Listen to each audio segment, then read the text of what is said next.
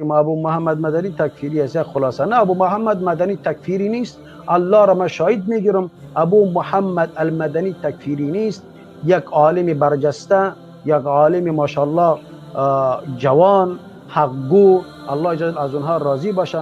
شما که او را تکفیری میگین، به کدام منوال دلایل بیارین؟ در مقابلش اگر شما دلیل نداشته باشین، او را تکفیری معنیش است که این مرد شما او را کافر خطاب میکنید. این مرد یک دلیل بسیار صریح از قرآن و سنت در مقابلش بیارین و نه ایتو نشوه که در حضور الله سبحانه و تعالی در روز قیامت از شما پرسان شوه که به می عقیده که در ذهن شماست که ابو محمد و ابو عمر و امثال و اینا تکفیری هستن.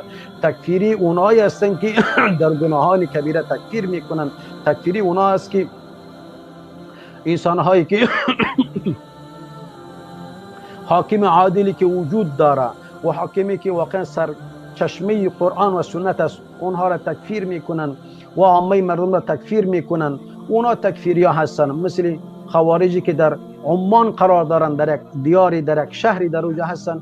اونا از جمله تکفیری ها و از جمله خوارج هستن که به گناهان کبیره تکفیر میکنن. ما عامه مسلمان ها را تکفیر نمیکنیم.